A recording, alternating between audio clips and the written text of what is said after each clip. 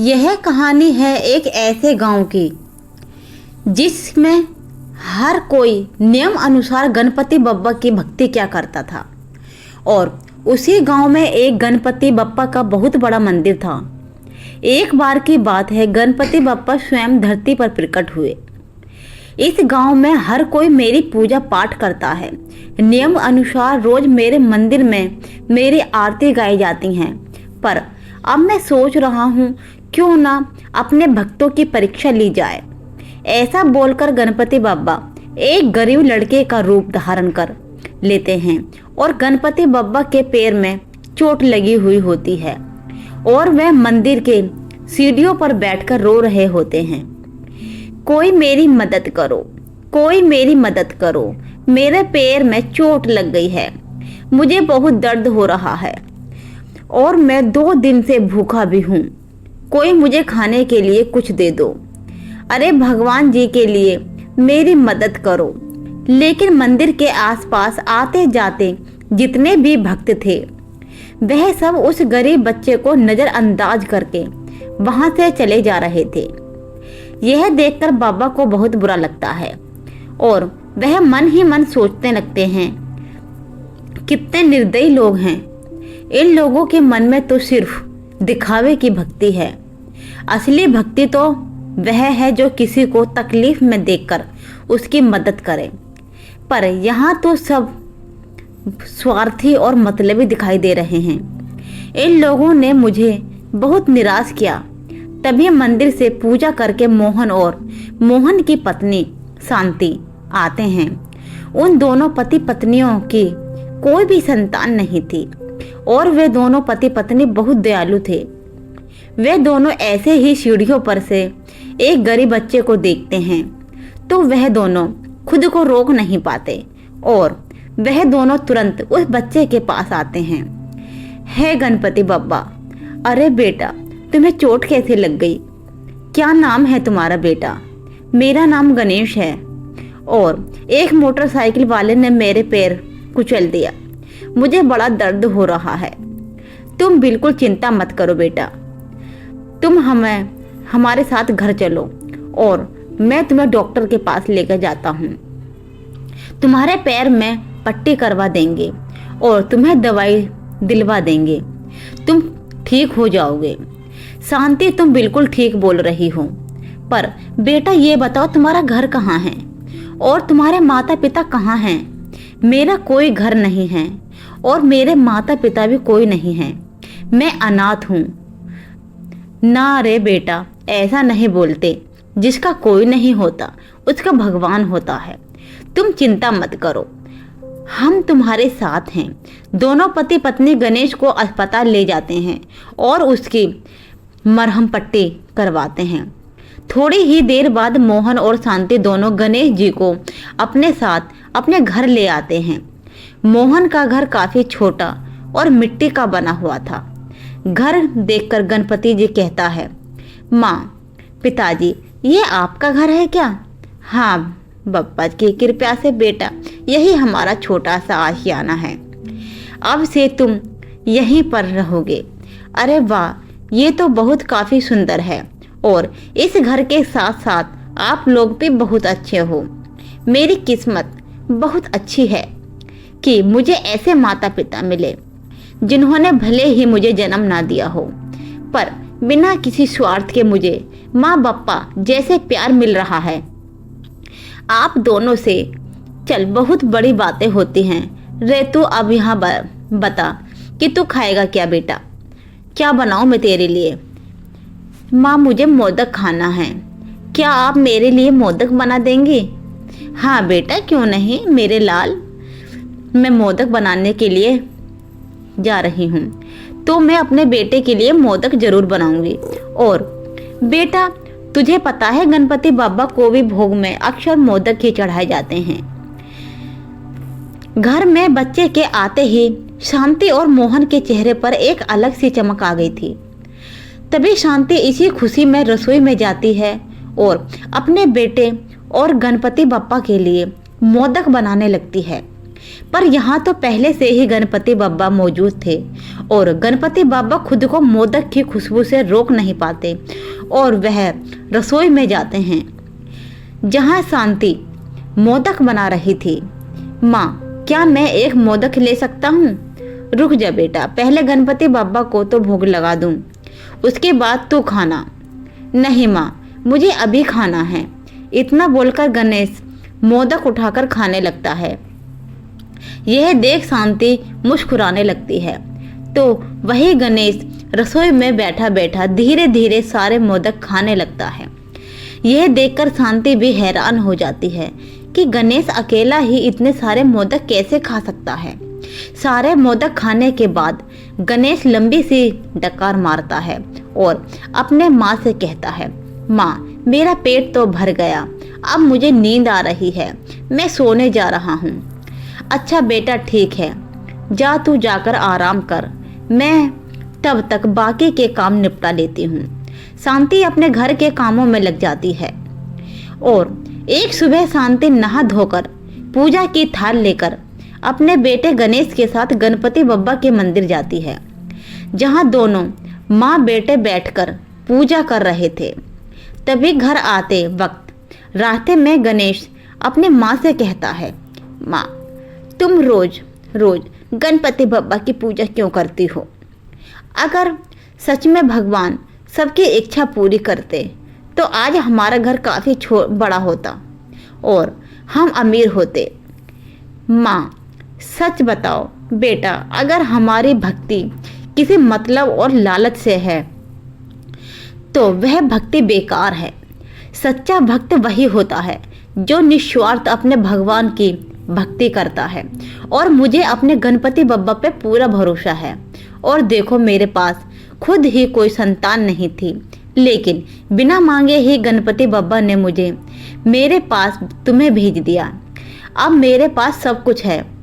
गणपति बब्बा भी अपने भक्त की ऐसी भक्ति देखकर बहुत खुश हो रहे थे और इसी तरह से दोनों माँ बेटे घर की ओर आ रहे थे। तभी शांति की नज़र एक हरे भरे सेब के पेड़ के ऊपर जाती है और सेब देखकर शांति खुद को रोक नहीं पाती और अपने बेटे से कहती है, अरे बेटा गणेश, तुझे वे सेब का पेड़ दिखाई दे रहा है? उस पेड़ पर कितने सुंदर सुंदर सेब लग रहे हैं। अगर तेरे पापा यहाँ होते तो उनसे कहकर एक दो सेब छुड़वा लेती। अरे माँ, मेरे होते हुए किसी भी चीज़ की चिंता करने की कोई ज़रूरत नहीं है। क्या तुम्हें अगर वो सेब चाहिए तो मुझे बताओ, मैं अभी ले आता हूँ। इतना बोलकर शांति जैसे ही 2 कदम आगे बढ़ती है तभी गणेश वहाँ से गायब हो जाता है। गणेश के गायब होते ही शांति अपने बेटे को ढूंढने लगती है। तभी शांति देखती है कि गणेश बहुत ही तेजी से पेड़ पर जितने भी सेब थे सभी पेड़ को तोड़कर वहीं वापस में रख देता है और सारे सेब तोड़कर टोकरी में रख देता है और वह टोकरी उठाकर अपने माँ के पास लाकर रख देता है। देखो माँ, तुमने एक सेब कहा था, मैंने तो यहाँ पूरा का पूरा पेड़ ही खाली कर दिया। सेब के पेड़ पर एक भी सेब नहीं बचा है, सारे के सारे तोड़कर मैंने तुम्हारे कदमों में रख दिए। माँ बाप का यह बेटा, ये आपने क्या किया? वो सब तो ठीक है बेटा, पर गणेश जी की स्पीड देखकर शांति काफ़ी हैरान थी। उसके मन में अपने बेटे को लेकर कई तरह के सवाल आने लगते हैं। शाम को जब शांति अपने घर में आती है तो वह इस बारे में अपने पति से बात करती है। अरे शांति, तुम थोड़ा शांत हो जाओ। कभी कभी तो मुझे लगता है कि तुम बहुत ज़्यादा सोचती हो। अरे थोड़ा अपने दिमाग को भी फ्री रखा करो। ऐसा तुम सोच रही हो वैसा कुछ भी नहीं है। वो देखो, हमारा बच्चा कैसे आराम से खेल रहा है। अरे वह एक साधारण बच्चा ही है। इतना बोलकर मोहन वहाँ से चला जाता है। देखते ही देखते रात हो जाती है और रात को मोहन और शांति बहुत गहरी नींद में सो रहे थे। और इसी बीच गणेश जी की आंखें खुल जाती हैं और वह अपनी माँ से कहता है, माँ उठो ना, देखो मेरी तबीयत बहुत ख़राब है, मुझे बुखार आ गया है। माँ जल्दी उठो, मेरे पेट में भी बहुत ज़्यादा दर्द हो रहा है। गणेश जी की आवाज़ सुनकर मोहन और शांति उठ जाते हैं और वह दोनों अपने बेटे को इस तरह चिल्लाता देख घबरा जाते हैं। अरे क्या हुआ बेटा? हे गणपति बप्पा, इसका शरीर तो आग की तरह तप रहा है, हमें इसे तुरंत अस्पताल ले जाना चाहिए, पर अभी तो हमारे पास इतने पैसे भी नहीं हैं। क्या करें समझ में कुछ नहीं आ रहा। शांति, हमारे पास ज़्यादा वक्त नहीं है, हम इस तरह से अपने बेटे को तड़पता हुआ नहीं देख सकते। एक काम करते हैं, हम इसे सरकारी अस्पताल में लेकर जाते हैं। दोनों पति पत्नी रात को अपने बेटे को लेकर एक सरकारी अस्पताल में जाते हैं, लेकिन उस गांव के सरकारी अस्पताल की व्यवस्था कुछ खास ठीक नहीं थी। अस्पताल में एक भी बेड नहीं था और सारे डॉक्टर नींद में कुछ इस तरह से चूर थे कि उन्हें पेशेंट की तो कोई चिंता ही नहीं थी।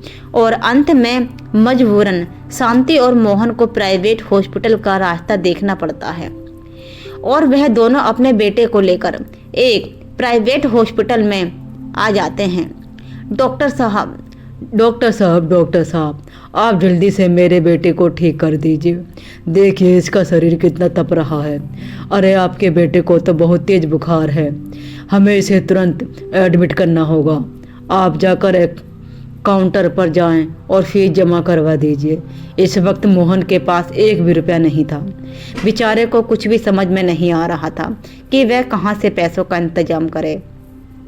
तो वही डॉक्टर गणेश को एडमिट कर लेते हैं। अपने भक्तों को इस तरह से परेशान करके गणपति बाबा को बहुत मज़ा आ रहा था। पुत्र गणेश, आखिर और कितना परेशान करोगे अपने भक्त को? अब बस भी करो पुत्र, देखो बेचारे कितने गरीब हैं, लेकिन तब भी वह अपने एक अनजान बेटे के लिए कितनी मेहनत कर रहे हैं। प्रणाम माते, आप बिल्कुल ठीक कह रही हैं। वक्त आ गया है कि मैं अपने सच्चे भक्त को अपनी सच्चाई बताऊं। तो मैं बस यहाँ अपने सच्चे भक्त की तलाशना चाहता था और देखो आखिरकार मुझे मेरा सच्चा भक्त मिल ही गया। हाँ पुत्र, अब तुम जल्दी से अपने आप को बस सारी बातें इनको बता दो, तुम्हारा इंतजार कर रही हूँ मैं। इतना बोलकर पार्वती माता भी वहाँ से चली जाती हैं। तो वही मोहन और शांति दोनों पैसों का इंतजाम करने के लिए दर दर की ठोकर खा रहे थे। तभी अंत में शांति अपना एक छोटा सा सोने का मंगलसूत्र अपने पति मोहन को देते हुए कहती है, सुनो, आप इस मंगलसूत्र को कहीं गिरवी रखवा दो और जो पैसे आ जाएं उन पैसों को अस्पताल में जमा करवा दो। वैसे भी गणेश का हमारे इस दुनिया में कोई नहीं है। गणेश बाबा ने वैसे भी हमें कोई संतान नहीं दी थी, इसीलिए मैंने गणेश को दिल से अपना बेटा माना है और अब चाहे मुझे उसके लिए अपना ये छोटा सा घर ही क्यों ना बेचना पड़े। तभी वहाँ पर गणेश आ जाता है और गणेश को देखकर दोनों माता पिता हैरान हो जाते हैं। अरे गणेश, कितना शरारती है तू, अस्पताल से यहाँ भाग आया। अभी तेरी तबीयत बिल्कुल भी ठीक नहीं है। फिर उसकी पत्नी बोलती है। इतना कहते ही गणेश मुस्कुरा जाते हैं। गणेश की मुस्कुराहट देखकर शांति की आंखों में तो आंसू आ जाते हैं। तभी गणेश शांति के आंसू पोंछने लगता है और कहता है, माँ तुम्हें परेशान होने की ज़रूरत नहीं, देखो मैं बिल्कुल ठीक हूँ, अब मेरे जाने का वक्त आ गया है। क्या बोल रहे हो बेटा तुम?